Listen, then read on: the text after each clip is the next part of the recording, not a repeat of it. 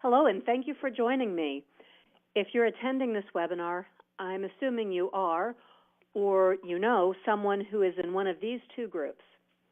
Either you're a sales manager who doesn't conduct one-to-one meetings with each salesperson, and you're curious to know what all the fuss is about, or you are a sales manager, or know a sales manager, who wants to improve the caliber of one-to-one meetings and recognizes that there could be something, a little something that's lacking in the meetings that are currently being held.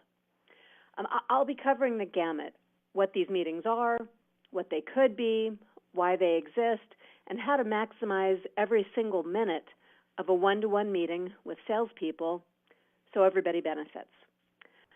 I'll also be offering you some resources and pointing you towards some materials with topics that stem off of this one. If you're new to Bright Talk, please notice the Attachments tab and the opportunity you have to subscribe to this channel. On this channel, we're offering new and provocative subjects every month, and we will also soon be affiliated with a new Sales Experts channel. So be sure and subscribe here, and that way you'll be getting more information about that channel as well. Before we start, let me properly introduce myself. I'm Deb Calvert, author of the bestseller Discover Questions, Get You Connected, and of the award-winning blog Connect to Sell. I teach a sales course at UC Berkeley, and I speak to sales audiences around the world. I really hope that you'll connect with me on LinkedIn or Twitter or Google+. You'll see my handle there on screen along with my email address. In addition to sales coaching, sales training, and sales research, I also work in the leadership space. And those two disciplines converge in my current work, which you may know as the movement to stop selling and start leading. Like most of my work, it's based on research with buyers. Previously, in my corporate role with the Fortune 500, and in the 10 years since then, I've trained and coached over 1,000 sales managers, and I've also trained and coached many, many sales reps. And so I've got some insights into how they feel about their one-to-one meetings. What I'll be presenting today comes from my own observations, from those before and after coaching transformations for sales teams, and of course, from research. Now, here's an interesting observation. You can try it. The Google search for how to conduct a one-to-one meeting serves up entirely different results than the same search with a plus sales tagged on. And I had to wonder, why is that? As a manager of people, I think there are some things we need to cover that are broader than being a sales manager of salespeople. So I'm suggesting that we take that broader view, and by the time we're done, we'll have plenty of the sales specifics covered too, I promise. The ideal blueprint for a one-to-one meeting takes the whole person into account. When we think of your sales team members in some sort of depersonalized way, I think we overlook some of their basic human needs. We think that salespeople, for example, are motivated entirely by money. And we forget that they're humans first and foremost, and that humans are primarily motivated by a need to belong. Incidentally, side note here, if you'd like to learn more about the myth, and yes, it is a myth, that all salespeople are money motivated, check out one of my other webinars here on Bright Talk that specifically addresses that myth.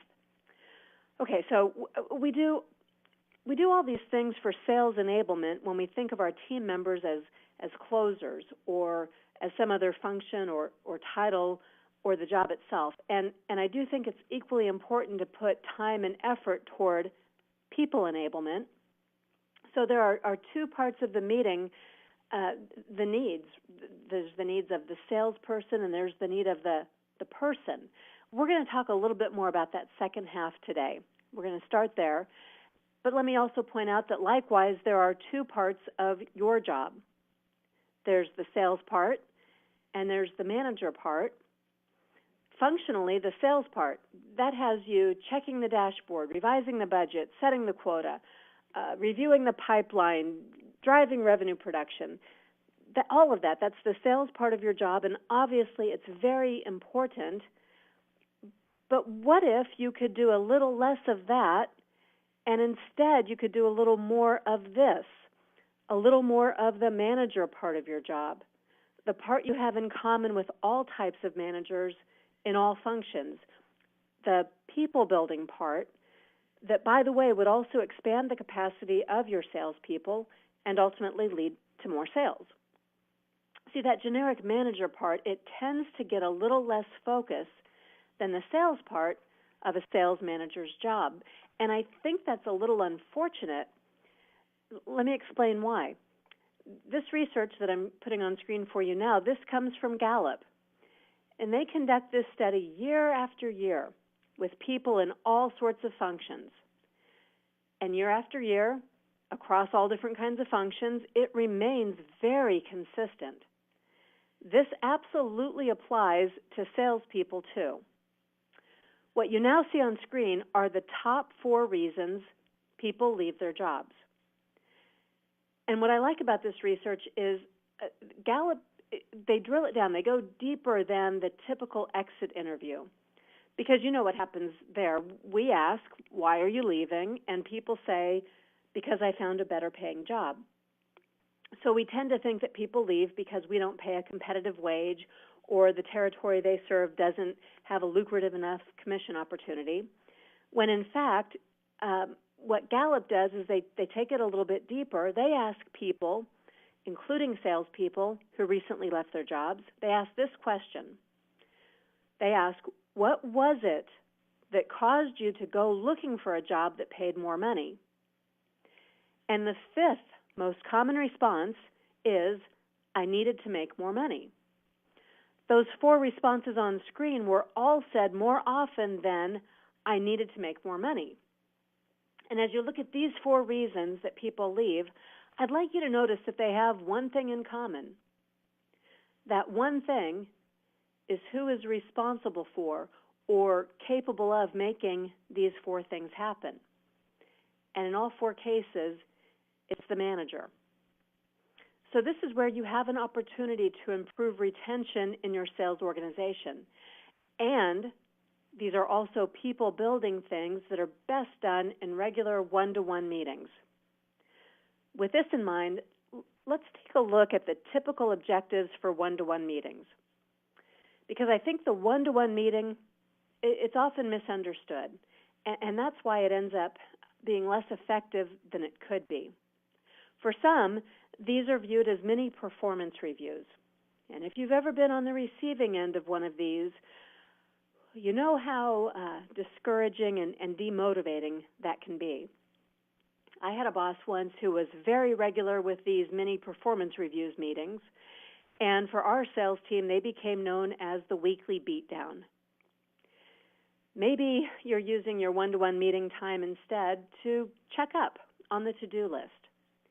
And if your team has a lot of activity metrics, or if your sales process steps require some monitoring, this may seem like a natural time for reviewing those tasks. Similarly, maybe you're using one-to-one meetings to do some routine check-ins on progress, projects, prospects, the dashboard, progress through the funnel, using this as a way to update your own forecast or to light a fire underneath your salespeople. But what if, instead, you could be igniting a spark inside of them? See, the most effective one-to-one meetings do exactly that. They motivate and they get people invested, and they take you out of the business of micromanaging, and they set people up to drive their own success. Enabling and ennobling salespeople in a one-to-one meeting includes these kinds of activities. Instead of the more operational or one-directional ones that most sales managers rely on.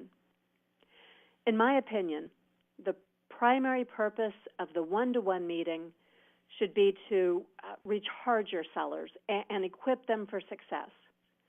The blueprint for an effective one-to-one meeting makes that possible. So here it is. This is a big, broad overview of the blueprint that, in my estimation, my observation, my anecdotal research. This is the blueprint that is the very best for developing your salespeople and expanding your sales capacity. This blueprint enables and ennobles salespeople. It improves engagement, job satisfaction, and even retention.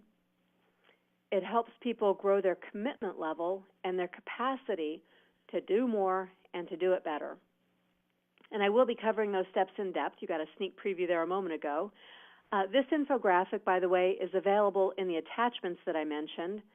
I hope you'll use it as a reminder. And I should caution you that snagging it now and cutting out of the webinar is going to leave you a little less capable than the full presentation will. It's a good infographic, but it needs some context. Okay, so what this infographic shows is a blueprint for a weekly 45-minute meeting. You can certainly adjust that time frame, but if you do, try to keep these component pieces in ratio with each other. They're well balanced in a way that meets multiple objectives. As you can see at the beginning, there's prep work to be done, and the good news is that you'll develop some systems and habits, and those first four steps here, they'll practically do themselves once you routinize the one-to-one meetings in the way that I'm about to describe for you.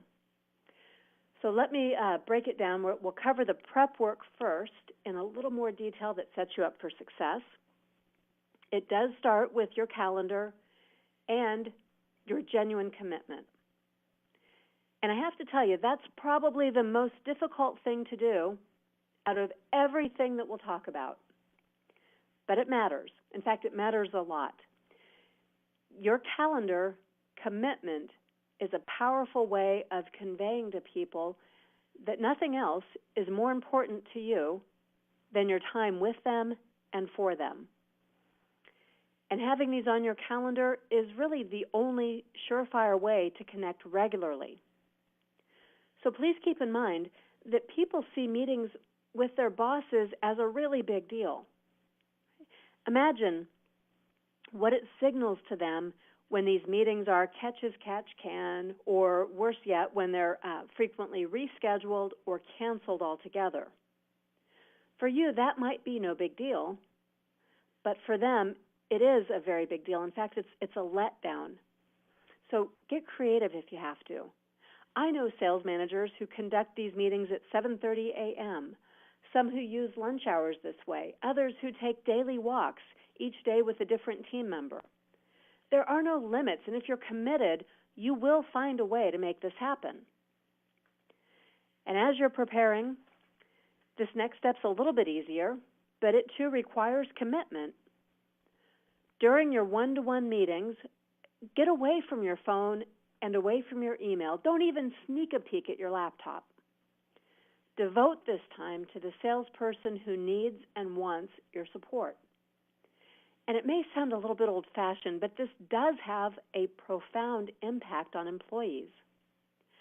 I think it matters especially to do this with salespeople because it models to them what you expect that they'll be doing when they host their most important meetings, the ones with buyers.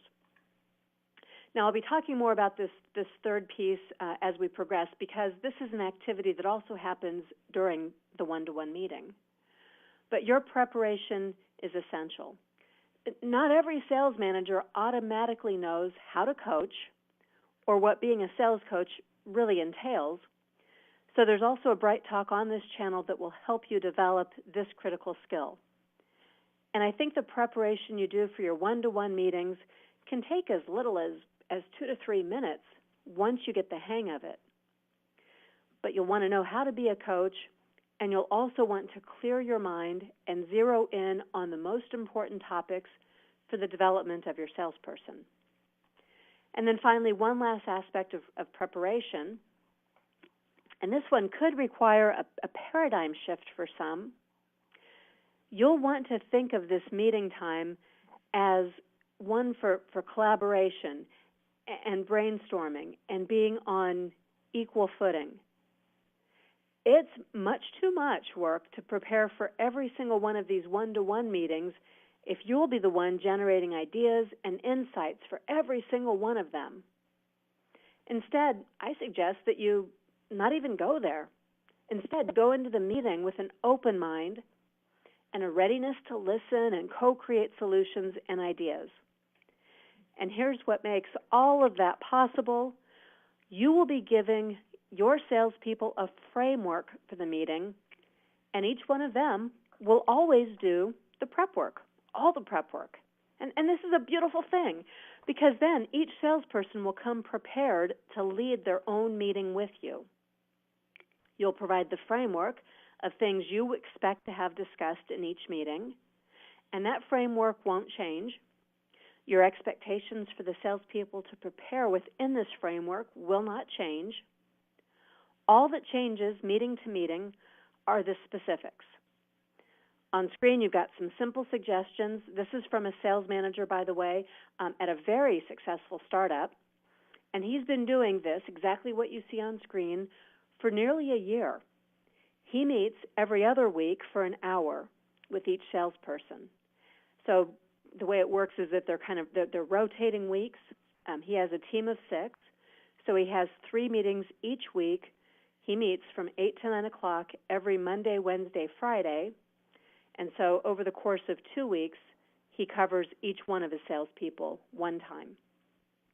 And in those meetings, his salespeople come prepared to discuss the 4 things that you see on screen.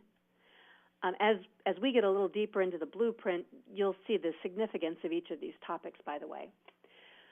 Okay, so his meeting, it includes occasional feedback from the manager, from him, about timely and critical things that the salesperson hasn't raised or recognized.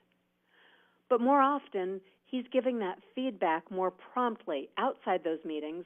He doesn't store it up and save it so that they talk about that feedback in the one-to-one meeting.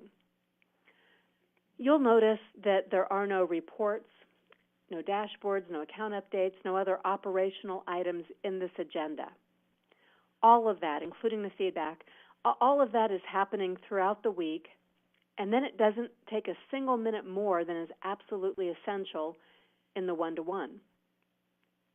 So the focus, as you can see, it's on the development of the salesperson.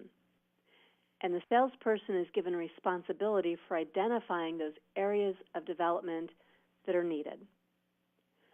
Now, that team, the one I was telling you about in the startup, it took them about 4 weeks to get fully on board and accustomed to this framework. At first, they were kind of skeptical because their sales manager had never given them this sort of attention or permission to lead conversations like this before. And it wasn't easy at first for him either. But he did stick to it, and pretty soon he began to really see the value of it. And now there's probably no way I'd ever talk him out of it, because the biggest ROI for him is that not a single one of the 6 people he had when he started this process have left. They are all still right there on board, and considering that before that he had a turnover rate of nearly 75% in each of the 3 years prior to this, he thinks this is a home run. Now, you may be wondering why there's no time in this meeting and no prep for this meeting that's about the numbers. Well, frankly, I see a lot of time wasted on numbers. And I'm particularly disdainful of time spent on numbers that looks backwards. So there are 2 reasons I intentionally do not include a review of numbers in these meetings. First, as you know, there's not a dang thing you can do about those past numbers. They're unchangeable. They're history. Looking backwards won't move you forward. And then the second thing is that salespeople, they really do need to be positive in order to succeed. They know the numbers. They get paid for those numbers, so you can bet they have plenty of time spent already reviewing and lamenting or celebrating those numbers. You piling on to the negative impairs their positive momentum going forward. You celebrating the numbers, of course, that is valuable, but it doesn't require a lot of time, and you certainly don't have to carve out time in a one-to-one meeting. you more likely want to celebrate with them in the moment. So instead, in the one-to-one meetings, or frankly at any time that you're looking at numbers, pay attention instead to leading indicators. You might even consider teaching your salespeople to focus here. And if they are to give you a brief update on the numbers, coach them to focus on these numbers first, the leading indicators, the places where they need your help. Leading indicators look forward, and they give you and your sellers a chance to impact future results. Leading indicators show where you want to focus your field coaching, and they also give you the perfect terrain for employee development. So please don't confuse the progress check with an update on sales. That's the next step in our blueprint. This is about the progress of the employee's development. What have they learned?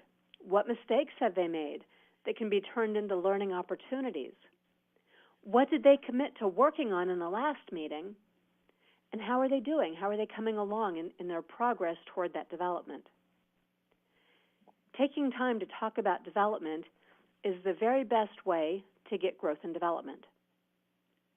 The old maxim, inspect what you expect. And of course, you should be expecting every member of your team to continually learn and grow. That's why you'd give them responsibility in this meeting framework, and it's why you'd start each meeting with a look at the progress. This is the accountability piece. And here's the best part. Since they have ownership of this, and they know they'll be reporting back to you, much more learning activity will take place. People will get a little vulnerable. They'll try some new things. They'll look for their own learning resources. And this alone can significantly impact not just the individual, but your entire workplace culture.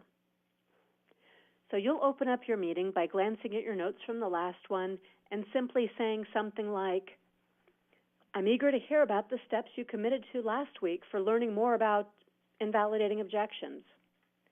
Then you give the floor to the salesperson and prompt him or her as needed to get a full check on the progress, and then do any brainstorming or give any encouragement needed to keep building on this.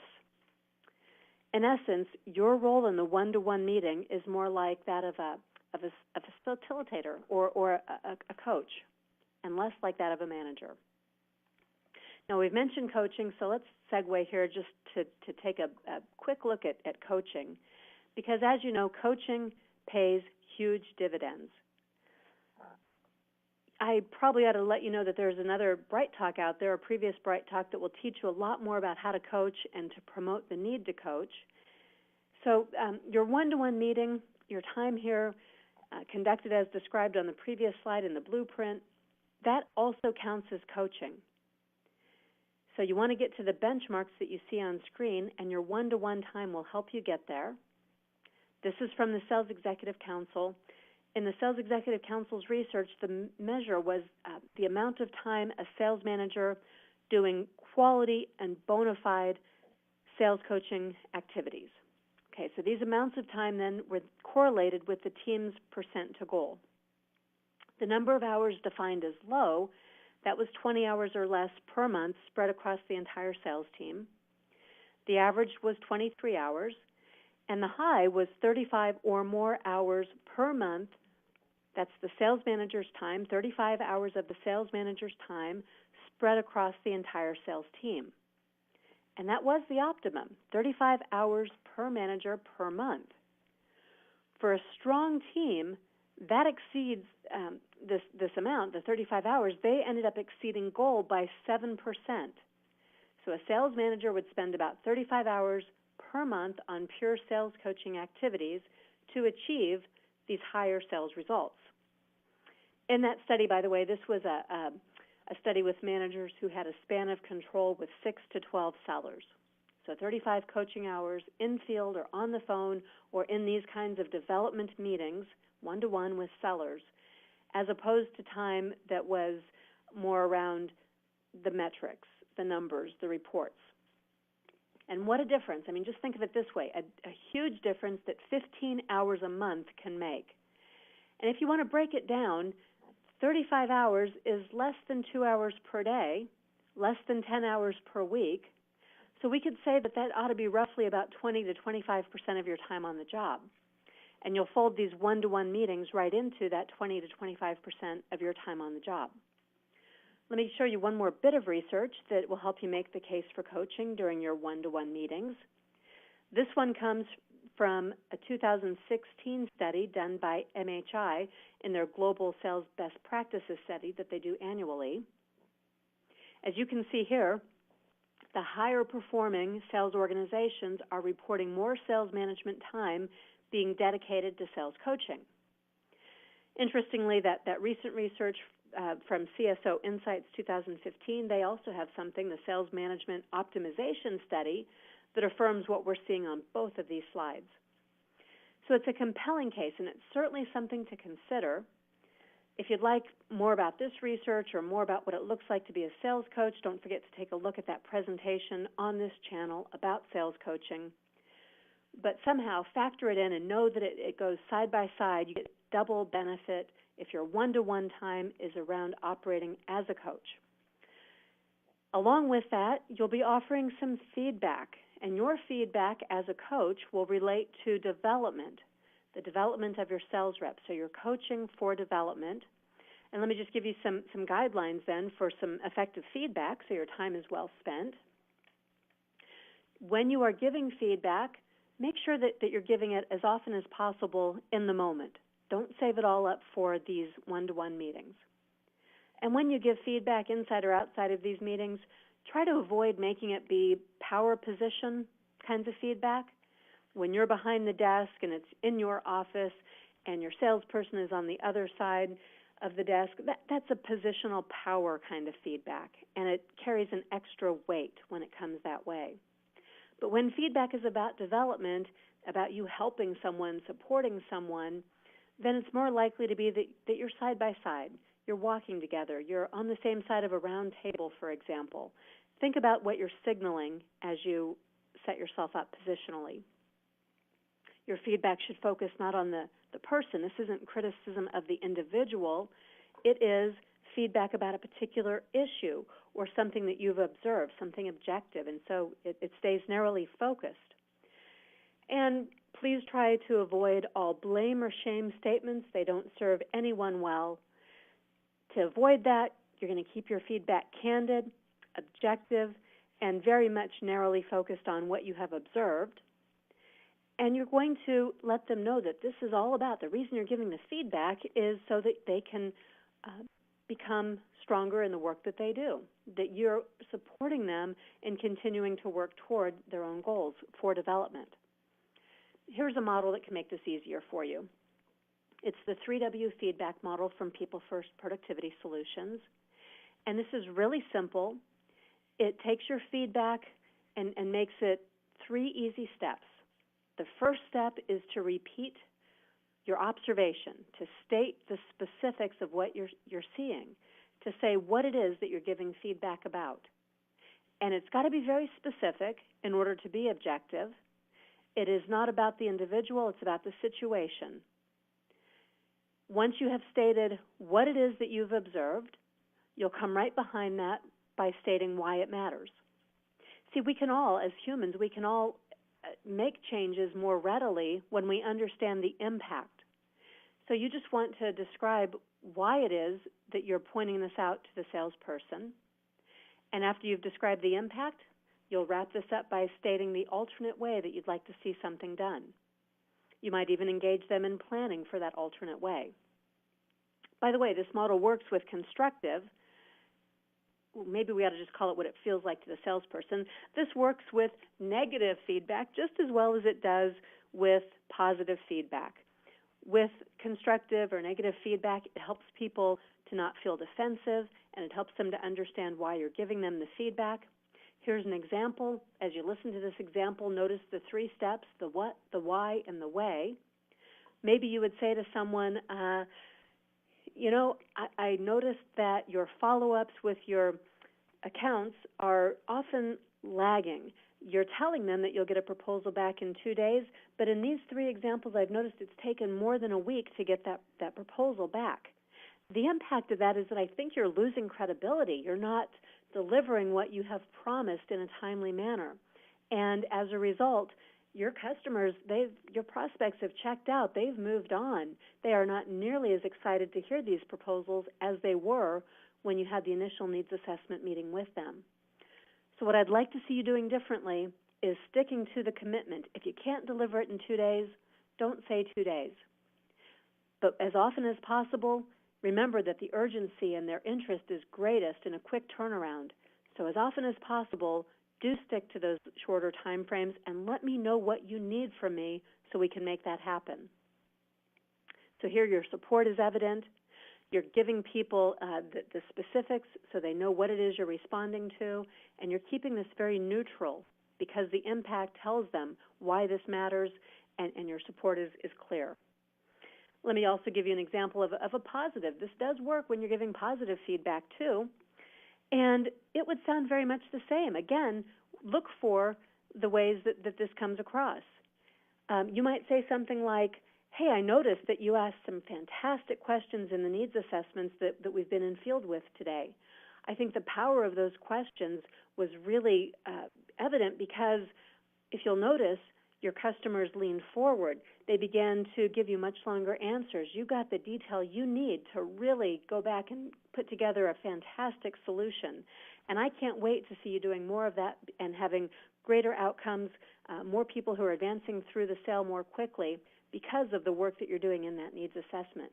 Keep it up and let me know if you need any help. By doing 3W feedback in this way, positive and negative, your sellers won't feel defensive, and they will be able to understand why what they're doing matters. Now, for those of you who are not too adept with or comfortable with giving positive feedback, I want to take a moment to address your concerns. If you are worried about giving your salespeople too many compliments or too much praise, let me just ask you something. Have you ever been appreciated too much? I mean, have you ever received too much genuine, authentic gratitude?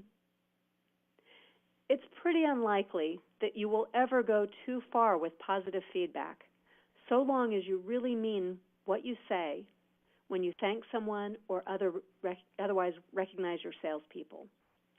And if you're wondering what is the right amount, there's actually some research out there that gives that to us. We can use the PNR, that's the positive to negative ratio of feedback, from the Rath-Clifton research and How Full Is Your Bucket, or from other bits of research that are out there.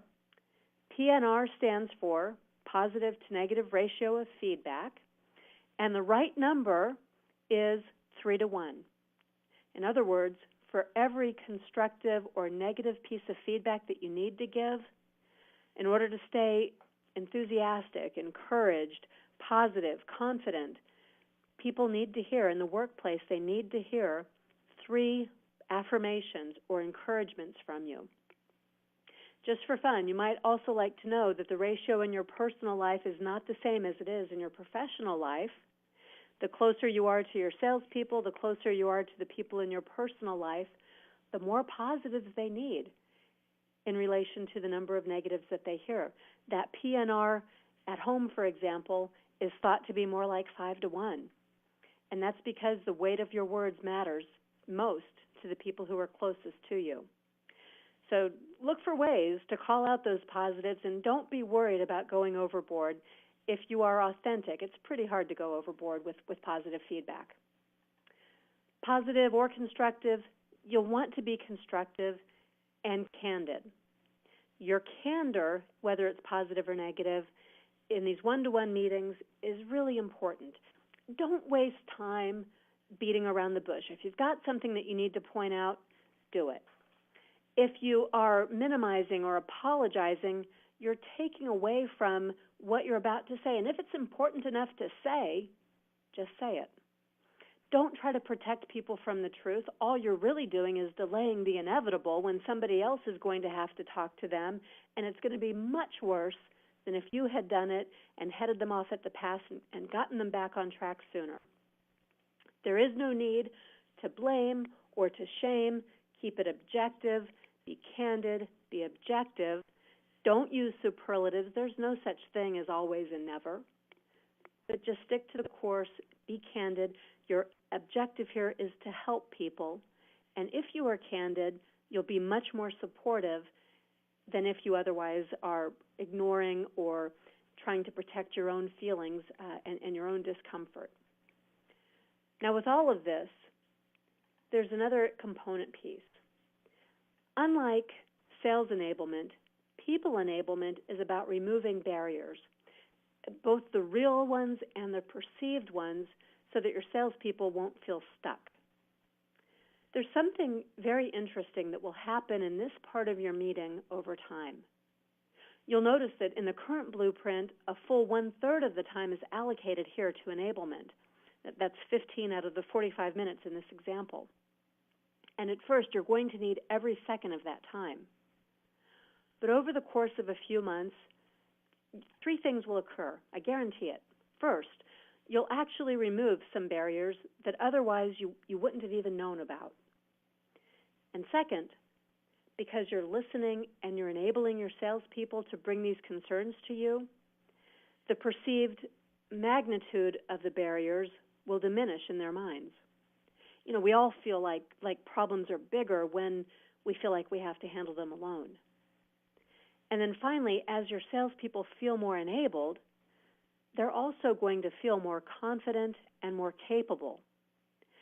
They will end up bringing fewer obstacles to you because they'll be handling more of them on their own. You'll have given them the bandwidth, the confidence, and the competence they need to work more autonomously. And what that means to you over time is that you'll have to adjust your time allocation because you simply won't need to take a full third of your meeting to talk about obstacles. But at the beginning, please don't shortcut this time. Take some notes about what's needed and do what you can to enable salespeople so they're tackling those obstacles and you're helping them to tackle them.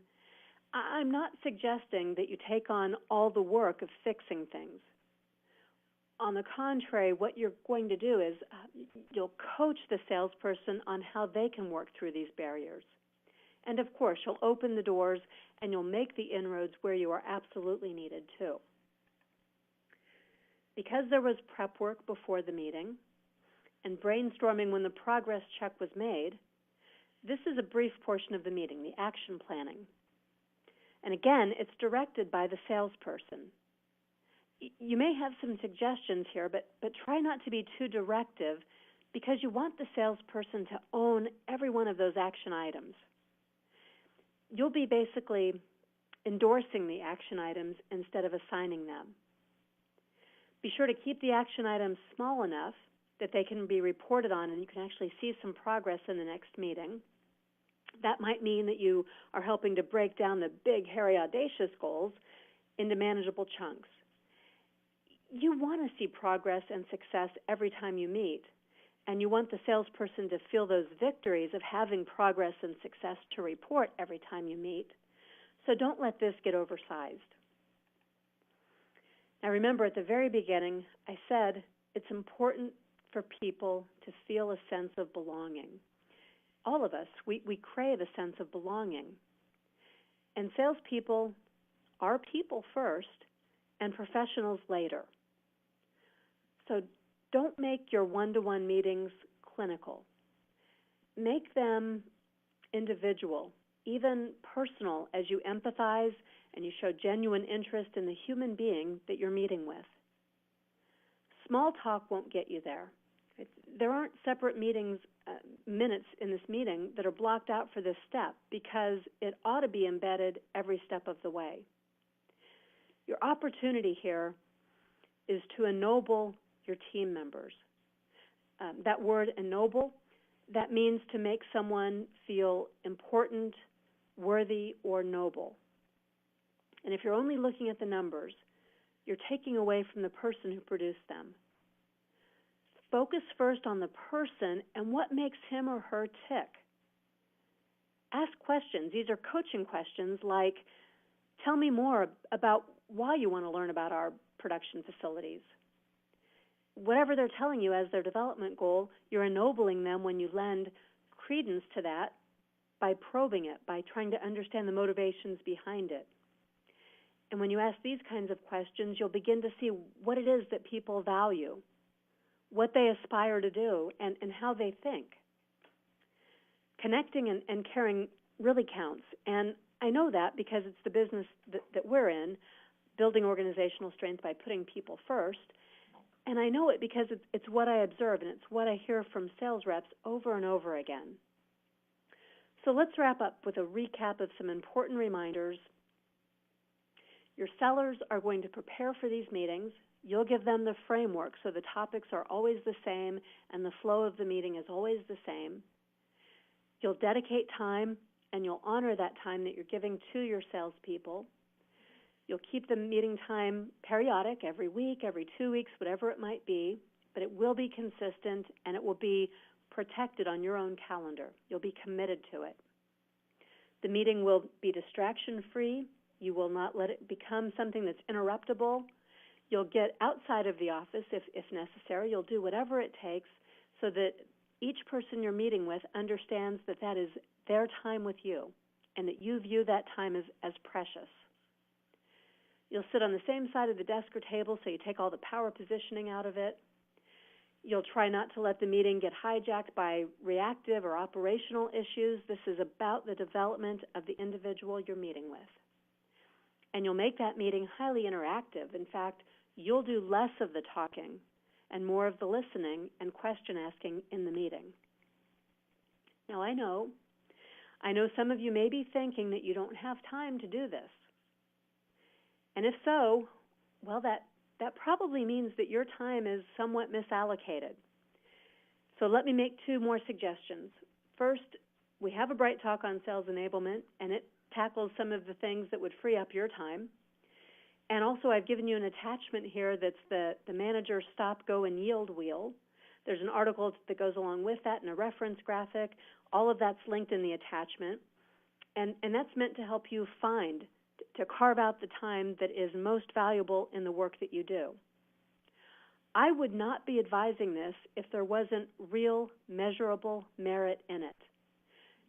There's a worthy return on your time invested, and this is for the long term, but it also does pay nicely in the short term.